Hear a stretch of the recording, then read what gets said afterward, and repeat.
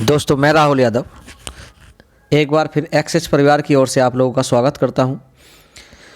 और हम चला रहे हैं इस समय मैथमेटिक्स की एसएससी जीडी के लिए मॉक टेस्ट श्रृंखला। तो उसी कड़ी में आज मैं अगला टेस्ट लेके हाजिर हूं। और देखो, बढ़ते हैं पहले सवाल की तरफ। तो देखो, मैं ठा लेता हूं आपका दूसरा सवाल।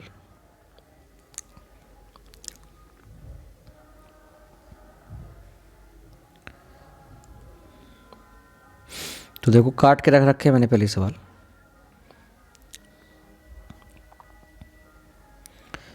तो जो आपका ये सवाल है, देखो सवाल है, यदि कोई राशि ए बी सी में बांटी जाती है, ए कुल राशि का 3/16 भाग और बी राशि का 1/4 भाग, यदि सी को 81 रुपये प्राप्त होते हैं तो बी को कितनी राशि प्राप्त होती है।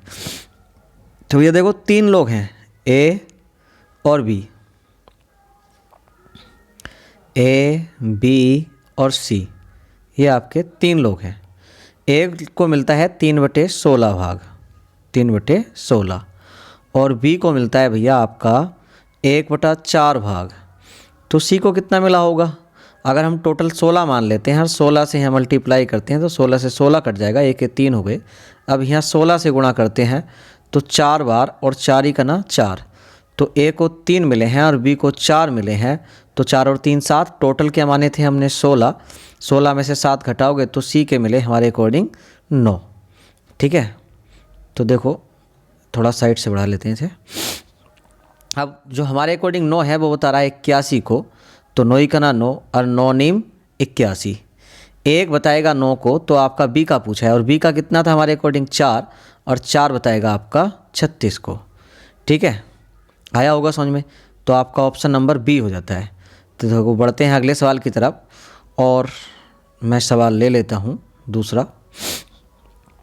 तो देखो, सवाल नंबर 2 हम उठा रहे हैं अभी। तो आपका सवाल है ये, एक्स और वाई एक साथ एक कार्य को करते हुए 12 दिन में समाप्त कर सकते हैं। एक्स अकेला 20 दिन में कर सकता है, और एक्स केवल आधा दिन कार्य करे तो एक्स वाई इस कार्य को करने में कितना समय लेंगे। तो भैया देखो, एक्स और वाई दोनों मिलके करें तो दिन लगते हैं 12, एक्स अकेला करे तो 20 दिन, और 12-20 का आप एलसीएम लेंगे तो कितना आएगा 60। 12 से 5 बार और 20 से 3 बार, 5 में 3 घटाओगे तो आपका वाई की क्षमता आ जाएगी 2। वाई पूरे टाइम करता है, लेकिन एक्स जो करता है ना वो आधे टाइम करता है, तो इसकी क्षमता भी आधी हो जानी है। आधी मतलब 1.5, देखो इधर बढ़ा लेता हूँ मैं इसे, 1.5, और आप 2 ऐड करेंगे तो कितना हो जाएगा 3.5। अब 60 कार्य 3.5 से आप कराएंगे तो पॉइंट आएंगे 0। 5 से 7 बार, 5 से 120 बार। ठीक है, 120 से 7 को भाग करेंगे तो 17 सत्ते होते हैं 119। तो देखो, आपका सवाल ऑप्शन हो जाता है 17 से ही 1/7 दिन। ठीक है, बढ़ेंगे सवाल नंबर 3 की तरफ।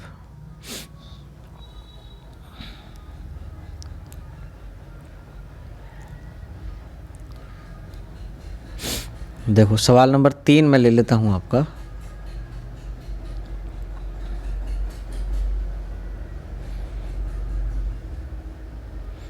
सवाल नंबर आपका 3 है। देखो, एक अभ्यर्थी 20% अंक प्राप्त कर 35 अंकों से अनुत्तीर्ण हो जाता है, जबकि दूसरा अभ्यर्थी 50% अंक प्राप्त करता है, जो उत्तीर्ण होने के लिए आवश्यक न्यूनतम अंकों से 34 अंक अधिक हैं। तो देखो, इन्होंने कहा भैया एक अभ्यर्थी को मिलते हैं 20% अंक, 20% की फ्रैक्शन वो 20%, और ये फेल कितने से है 35 से, तो हमने इसे 35 दे दिए, पास हो गया। एक दूसरा आदमी है, उसे मिले हैं आपके 50%, और इस पे ज़्यादा हैं कितने 34, तो हमने इसके कम कर दिए। ये 34 इधर ला के 35 में जोड़ दिए, आपके 69 हो जाते हैं, 69। ठीक है, और ये 20 आप इधर ला के ऐड करें, 50 में घटाएं तो आपके 30% आ जाते हैं। अब 3 से इसे भाग करेंगे 10%, और 3 से इसे भाग करेंगे 23। 10% की वैल्यू 23 है, तो 10 ढाई 100, और 23 ढाई कितना होता है 230। तो आपका जो आंसर हो जाएगा वो हो जाएगा 230। ठीक है, समझे होंगे बात को। तो देखो, बढ़ते हैं अगले सवाल की तरफ। सवाल नंबर आपका होगा अब 4। तो देखो मैं उठा लेता हूँ चौथा सवाल। इसने कहा भैया 42 किलोमीटर प्रति घंटे की गति से गाड़ी चलाते हुए एक व्यक्ति 2 मिनट पहले ऑफिस पहुंच जाता है, जबकि वह 36 किलोमीटर प्रति घंटे की गति से गाड़ी चलाते हुए 5 मिनट देरी से पहुंचता है। वह कितनी दूरी तय करता है? तो देखो एक फॉर्मूला होता है D बराबर पहली चाल गुणा दूसरी चाल बटे पहली चाल माइनस दूसरी चाल गुणा समय अंतराल। ये होता है आपका समय अंतराल T। ठीक है, तो पहली चाल कितनी है आपकी 42, दूसरी चाल है 36, इन दोनों का अंतर करें तो 6 आता है, और समय का अंतर पहले 5 मिनट जल्दी था, बाद में 7 मिनट लेट, तो 7/60। अब 6 से भाग करोगे तो 7 बार, और 12 से भाग करोगे तो ये 3 बार, और 12 से ये 5 बार। अब 3 सत्ते 21 सत्ते 147 बटे आपका 5 आ जाता है, और 5 दूनी 10, बचता है 4, तो 5 नीम 45, बचेंगे 2, तो 5 चौक 20, 29.4 हो जाता है। तो देखो सवाल नंबर 45 की तरफ चलेंगे हम। उठा लेता हूँ मैं 5वां सवाल।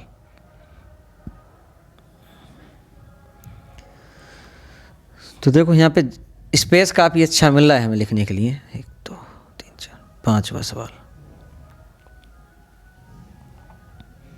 देखो समझते हुए चलेंगे इस सवाल को, अच्छा सवाल है। एक व्यक्ति अपने 3 बेटों के बीच 3 4 5 के अनुपात में धन बांटता है। यदि वह इस धन को 1 3 4 5 के अनुपात में बांट देता तो जिस बेटे को सबसे पहले सबसे कम हिस्सा मिलता था उसे 1188 अधिक मिल गए। अगर ये गलती से 1 के बटे में लिख दिया थे तो देखो पहले मैं बांट रहा था 3 4 5 के रेशियो में, तो 3 4 5 4 3 7 और 5 टोटल 12 रुपये बनते थे यहाँ पे। अब इसने कितने बांटे हैं? 1/3, 1/4, 1/5।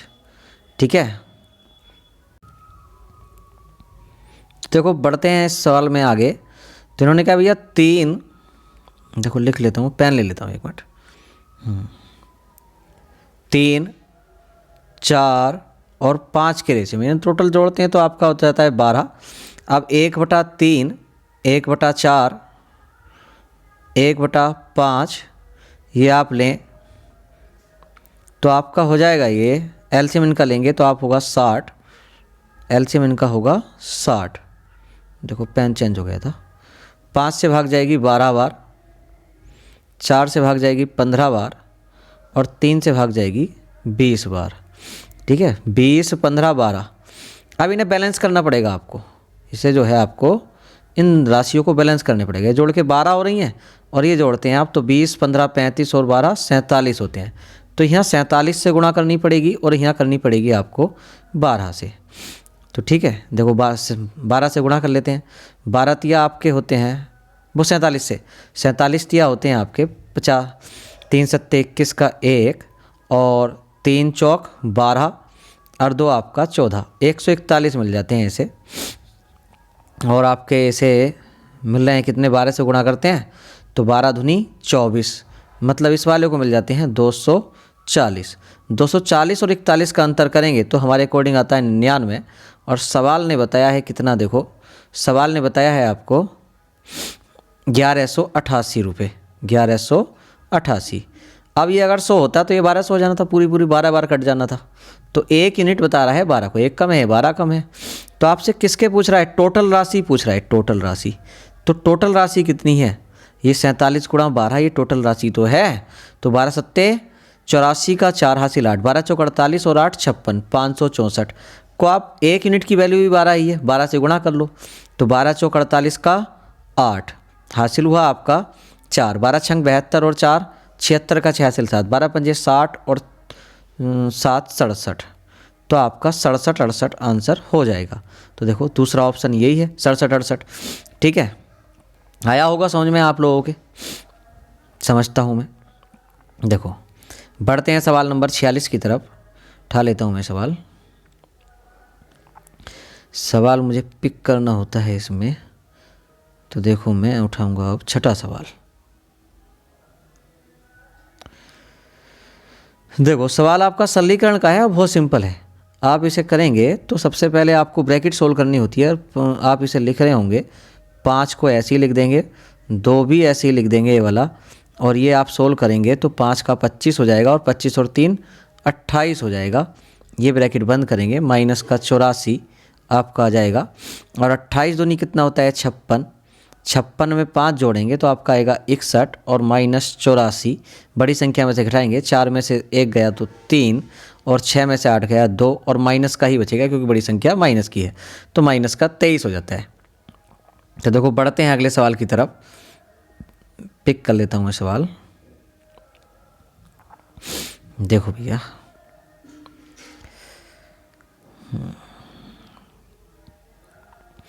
तो देखो ये भी सरलीकरण का ही सवाल है आपका, कोई दिक्कत नहीं है, कर लेते हैं। तो आप इसमें क्या करेंगे, सबसे पहले ये 4 से आप भाग करेंगे 16 को तो 4 बार, और 4 की 3 से गुणा करेंगे तो आपका आएगा ये गुणा करके 12 आ गया।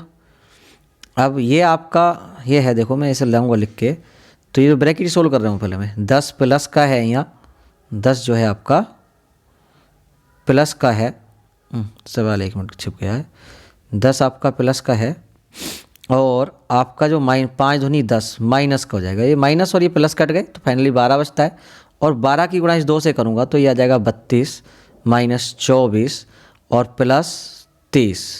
तो 24 में 32 गया 8 और 30 जोड़ेंगे आप तो कितना आएगा 38। ठीक है, आपका ऑप्शन है बी, 38 हो जाता है। ठीक है, बढ़ेंगे सवाल नंबर नेक्स्ट क्वेश्चन की तरफ। तो मैं सवाल पिक कर लेता हूँ भाई। देखो इन्होंने कहा भैया एक वस्तु की कीमत 25% घट जाती है, तो मूल कीमत को बनाए रखने के लिए कीमत को कितने % बढ़ाना पड़ेगा। 25% की फ्रैक्शन आप लोग जानते होंगे क्या होती है, 1/4। 4 वाली वस्तु कहाँ पहुँच जाती है, घट के 3 पे, वापसी लाना है आपको 4 पे, तो 1 की वृद्धि करेंगे, किस में करेंगे 3 में करेंगे, गुणा 100, तो फाइनली 100/3 यस 33 सही 1/3% आपका आ जाता है। सवाल नंबर 9 की तरफ आप बढ़े होंगे, तो देखो मैं ले लेता हूँ सवाल।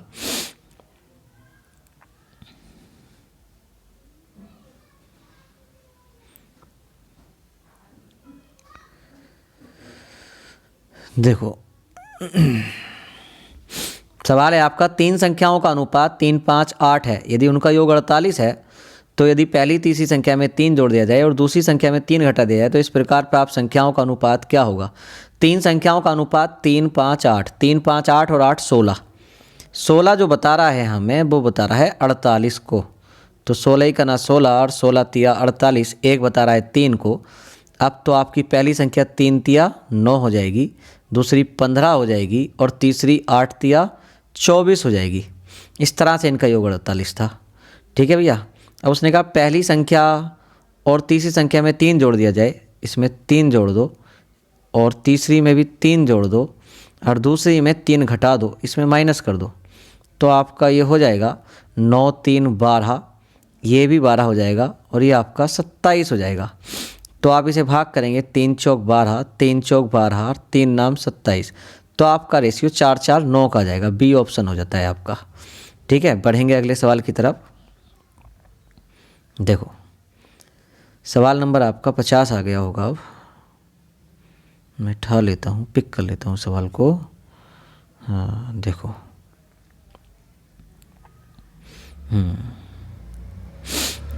निम्नलिखित में कौन सा साधारण भिन्न दशमलव रूप के रूप में लगाता है और समाप्त नहीं होता।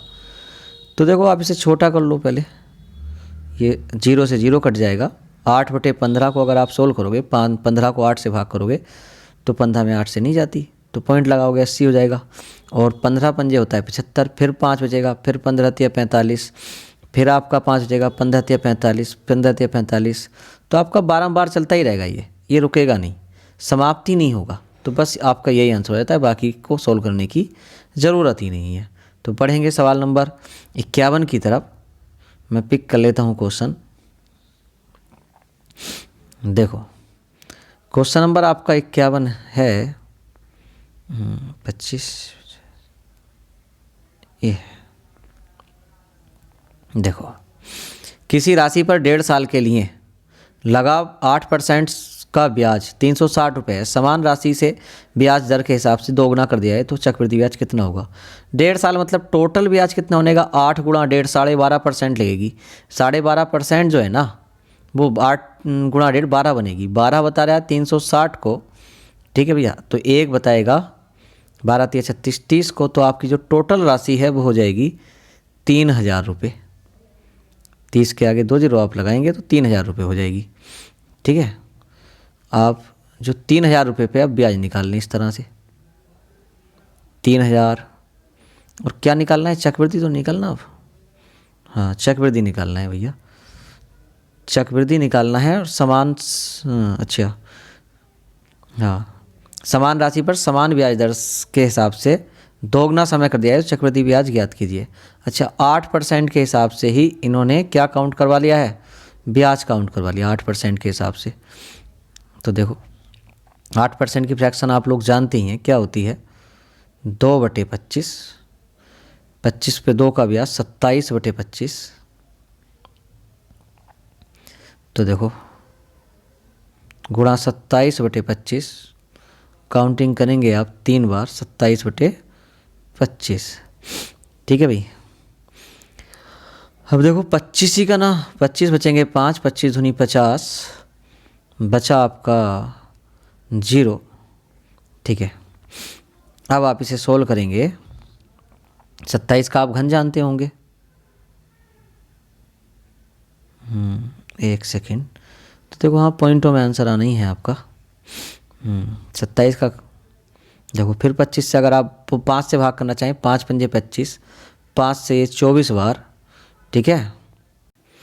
तो भैया आप इसे 5, चलो अब तो भी गुणा करनी पड़ेगी। 27 का घन आप लोगों को याद है? मुझे तो याद है, देखो 19,683 होता है। 19,683 की इससे गुणा करेंगे तो आएगा ये 47 24 या इस तरह से, और 5 पंजे 25, यानी कि इसका फाइनली आप कैलकुलेशन कर रहे होंगे तो आपको मिलेगा ब्याज 779.13 ये पहला वाला ऑप्शन हो जाएगा। यानी कि 3779.13 पॉइंट कुछ आएगा आगे को, तो ये आपका पहला ऑप्शन हो जाना है, ठीक है। तो देखो बढ़ते हैं अगले सवाल की तरफ। सवाल नंबर है आपका 52 होना है। अब मैं ले लेता हूँ सवाल, उठा लेता हूँ। देखो तो देखो पहला आपका 52वां सवाल। अच्छा एक सेकेंड, हाँ देखो, एक विद्यालय के विद्यार्थियों की औसत आयु 6 वर्ष है, 12 शिक्षकों की औसत आयु 40 वर्ष है। यदि सभी शिक्षक तथा विद्यार्थियों की संपूर्ण समूह की आयु का औसत 7 वर्ष है तो कुल विद्यार्थियों की संख्या कितनी है? तो विद्यार्थियों की जो औसत आयु है 6 वर्ष है, और जो टीचर हैं उनकी 40 है, टोटल कक्षा की 7 है 6, तो इस तरह 7 में 6 घटाओगे तो 1 आएगा, और यहाँ घटाओगे तो आपका 33 आएगा। और जो शिक्षक है ना, एक जो बता रहा है आपका, वो 12 को बता रहा है। अब 12 की 33 से गुणा कर लो, 12 3 36 का 6, 12 3 36 3 39, तो आपका जो आंसर हो जाएगा 396, पहला ही ऑप्शन हो जाता है, ठीक है। बढ़ेंगे अगले सवाल की तरफ। तो सवाल नंबर आप 53 होगा आपका, ठीक है। पहला दिन है आज, मैं थोड़ा इसे चलाते हुए ऐसा महसूस कर रहा हूँ, लेकिन एक आध दिन में सेट हो जाएगा ये सब कुछ, तो आपको भी अच्छा लगेगा। तो देखो सवाल नंबर 53, किसी धनराशि पर 4% वार्षिक की दर से 2 वर्षों का साधारण ब्याज और चक्रवृद्धि ब्याज का अंतर 1 रुपये है, तो वह धनराशि कितनी है? तो इसके लिए मैं एक शॉर्ट ट्रिक लिखाता हूँ सीधा, D/P बराबर R स्क्वायर, एक मिनट R स्क्वायर बटे 100, वो R/100 का स्क्वायर होता है पूरा ये। तो देखो डिफरेंस जो है वो आपका क्या है 1, P आपको नहीं पता, और R की वैल्यू क्या है 4 गुणा 4 बटे आपका हो जाएगा 100 गुणा 100, ठीक है। तो 4 से ये 25 बार, और 4 से ये वाला 100 भी आपका 25 बार ही कटेगा, और 25 की 25 से आप गुणा करेंगे तो कितना आएगा 625, और 625 की 1 से गुणा करेंगे तो आपका P बराबर 625 ही आ जाता है, ठीक है। तो आपका आंसर हो जाएगा 625, बी ऑप्शन, ठीक है। बढ़ेंगे सवाल नंबर 54 की तरफ। तो आपका सवाल नंबर 54, देखो मैं सवाल ऐड कर लेता हूँ।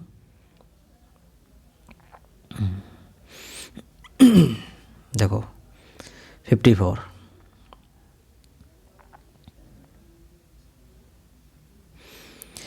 इन्होंने कहा भैया एक टंकी में 2 पाइप लगे हुए हैं, इसको एक 8 घंटे में पानी से भर सकता है, दूसरा 5 घंटे में खाली कर सकता है, यानी कि खाली करने वाले की क्षमता बहुत ज़्यादा है।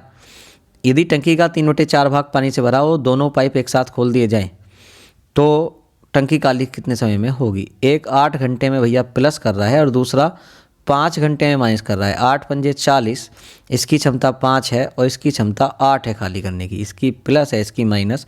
अब इसने कहा 3/4 भाग भरा हुआ है, 4 से ये 10 बार और 10 की आप 3 से गुणा करेंगे तो फाइनली आपका आ जाएगा 30। और ये 30 कार्य आप किससे कराना है? 8 में से 5 घटा के माइनस के 3 से, यानी कि खाली कराना है। तो आपको कितने लग रहे होंगे? 10 घंटे। ठीक है, बढ़ेंगे सवाल नंबर 55 की तरफ। अब आप देखो सवाल नंबर 55 आपका उठा लेता हूँ अभी। हाँ अच्छा जी, हाँ ये है देखो, दो रेलगाड़ियों की लंबाई 127 मीटर और 98 मीटर है, 35 किलोमीटर प्रति घंटा और 55 किलोमीटर प्रति घंटा की चाल से विपरीत दिशाओं में चल रही हैं।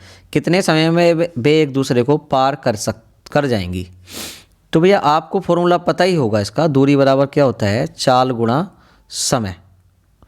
दूरी बराबर चाल गुणा समय, पढ़ा होगा आप लोगों ने ये। ठीक है, अब दूरी क्या है? जब दो रेलगाड़ियाँ एक दूसरे की तरफ चलेंगी दोनों की चालें जुड़ जाएंगी। 127 प्लस 98 आप ऐड करेंगे बराबर, दो विपरीत दिशा में होंगी तो आपकी चालें भी जुड़ जाएंगी। 35 प्लस 55।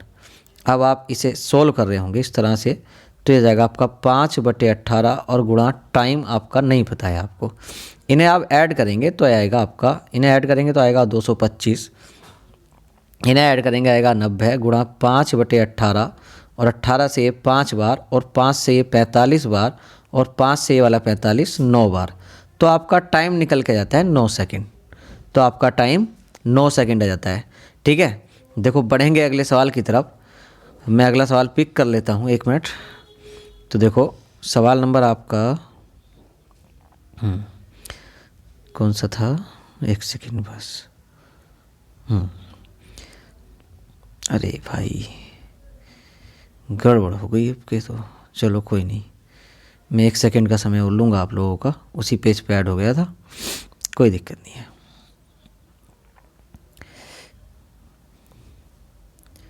देखो हम जो हैं आ गए थे इस वाले पे 56।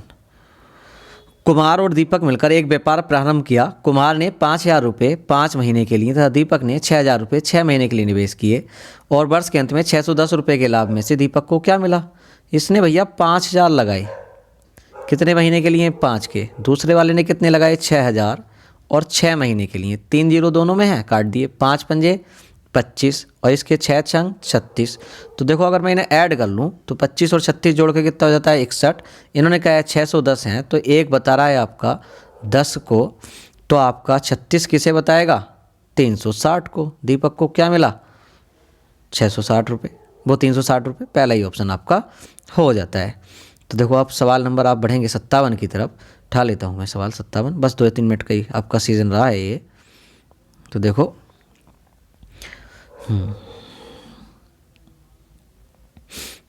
देखो बहुत ही अच्छा सवाल है समबाहु त्रिभुज का, आपने पढ़ा होगा समबाहु त्रिभुज। तो समबाहु त्रिभुज की एक भुजा की लंबाई 11 सेमी है। इस त्रिभुज के परिवृत्त तथा अंतःवृत्त की क्षेत्रफल का अनुपात क्या होगा? अब समबाहु त्रिभुज के भुजा दी हो ना दी हो, क्षेत्रफल अंतःवृत्त की त्रिज्या का निकालना है। तो उसमें हमें पता है कि समबाहु वृत्त का क्षेत्रफल जो होता है वो πr² होता है। अब 2 वृत्त हैं आपके इसमें, तो एक अंतःवृत्त है और एक परिवृत्त है। अच्छा, पहले परिवृत्त है और बाद में अंतःवृत्त है।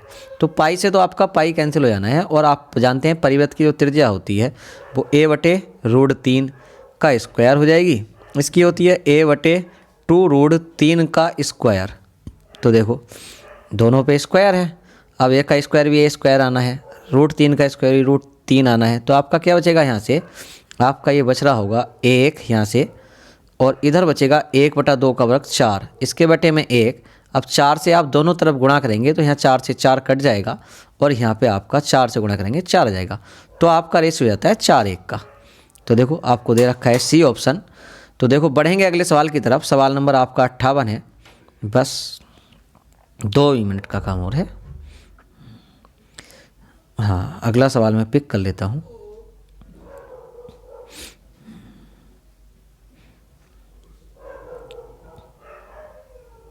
तो देखो 58 है आपका। एक बेलन की ऊंचाई तथा शंकु की ऊंचाई का अनुपात 2:5 है तथा उनके अर्धव्यास यानी कि त्रिज्याओं का अनुपात 5:2 है, तो उनके आयतनों का अनुपात क्या होगा। बेलन और शंकु हैं। आप बेलन और शंकु का आयतन जानते होंगे। बेलन का होता है πr² और शंकु का होता है 1/3 πr²h। ये होता है भैया। पाई से पाई काट लेंगे, दोनों के मान बराबर हैं। और जो शंकु की ऊंचाइयों के अनुपात हैं इनके, वो 2:5 के हैं और त्रिज्याओं के 5:2 के हैं। तो इसमें 5 × 5 और ऊंचाई है इसकी 2, और यहाँ पे आप लगाएंगे 1/3 गुणा इसकी जो त्रिज्या है वो आपकी 2 × 2 और ऊंचाई इसकी 2 ही है। ठीक है, तो 1 2 से 2 काट देंगे और 5 पंजे 25 या आपका 75 आ जाएगा और 2 दूनी 4 आ जाएगा। तो 75:4 का रेशियो आपको शायद कोई 75:4 का नहीं दिया क्या। एक मिनट देख लेते हैं एक बार और, शायद हम कहीं गड़बड़ कर लाए हों। अच्छा, एक बेलन की ऊंचाई, चलो बैक कर लेते हैं इसे, कहीं गड़बड़ी हो गई मुझे लग रहा है। कोई बात नहीं, हो जाता है, एक सेकेंड। इन्होंने कहा भैया एक बेलन की ऊंचाई था शंकु की ऊंचाई 2:5 के अनुपात में है। अच्छा, बेलन की 2:5 के अनुपात में है। अच्छा, सही है। अच्छा, इसकी 2 थी, हमने उल्टा रख दिया वहाँ पे। तो देखो इसकी जो त्रिज्या है ना अर्धव्यास बेलन का, वो 5 है। 5 × 5 और ऊंचाई जो है इसकी 2, ये आप लिखेंगे। ये 1/3 और भैया इसकी जो अर्धव्यास है इसका कितना है आपका अर्धव्यास, इसका है भैया शंकु का 2 × 2 और जो ऊंचाई है इसकी वो 5 है। ये मिस्टेक थी हमारी। 1 5 से 5 कटेगा, 1 2 से 2 कटेगा और 5 3 हो जाएगा 15 और इधर बचेगा 2। तो 15:2 का रेशियो आज आपका आ जाएगा 15:2। ठीक है, समझ पाए होंगे बात को। तो देखो बढ़ते हैं अगले सवाल की तरफ। सवाल नंबर 59 ले लेते हैं और 59 आपका सवाल है, देखो 6 संख्याओं का औसत 32 है। यदि पहली 3 संख्याओं में से 2 की वृद्धि कर दी जाए, पहली 3 में 2 बढ़ा दो तो 3 दूनी 6 बढ़ जाएगा, और अंतिम शेष 3 संख्याओं में 4 घटा दो तो 3 × 4, ये माइनस करना है तो 3 चौक 12, तो फाइनली माइनस का 6 आ जाएगा। और कितनी पे, 6 पे, तो फाइनली माइनस का 1 आ जाएगा। और 1 घटाओगे आप, कितना औसत था 32, 32 में से 1 घटाओगे तो आपका औसत आ जाएगा 31। ठीक है, बढ़ेंगे सवाल नंबर 20 की तरफ। आज का लास्ट सवाल है। किसी को अगर ये पीपीटी चाहिएगी तो मैं आपको ये टेलीग्राम ग्रुप पे सेंड कर दूंगा, और टेलीग्राम पे हमारा एक चैनल बना हुआ है एक्सेस इंस्टीट्यूट करणपुर के नाम से, आप उसे सब्सक्राइब कर लेंगे। ठीक है, तो देखो मैं ले लेता हूँ लास्ट सवाल, पिक कर लेता हूँ आपका लास्ट सवाल। हाँ देखो लास्ट सवाल है आपका, एक व्यक्ति 400 आम 320 आमों के क्रय मूल्य पर बेचता है। 400 आम जो बेचता है ना, 400 आमों का विक्रय, 400 का विक्रय बराबर किसके है, 400 का विक्रय बराबर 320 आम का क्रय के बराबर है। तो भैया 0 से 0 और 8 चौक 32 और 8 पंजे 40, तो आप लिखेंगे क्रय बटे विक्रय, चला जाएगा इधर विक्रय हो जाएगा, और ये इधर आ जाएगा 5/4। 5 की वस्तु कहाँ बेच रहा है, 4 में बेच रहा है भैया। 5 की वस्तु 4 में बेच रहा है, तो आप समझ रहे होंगे हानि हो रही है। और कितनी हानि हो रही है, 1 की। किस पे हो रही है, 5 पे। और परसेंटेज के लिए लगाते हैं 100, तो 5 से 100 को भाग करोगे 20% आपका आ रहा होगा। जो हानि का परसेंट है वो 20%। ठीक है, बढ़ेंगे अगले सवाल की तरफ। अच्छा हाँ, आज का ये लास्ट सवाल था, तो आज का सेशन बस यहीं तक चलेगा। अब हम अगले टेस्ट में आपको कल मिलेंगे। और देखो एक चीज़ और मुझे आपको नोटिस बताना था कि सीआरपी का विज्ञापन ऑनलाइन शुरू हो गई है, आप लोग फॉर्म भरें और जल्दी से जल्द मैं उसकी तैयारी शुरू करा दूंगा इसी चैनल पर। धन्यवाद।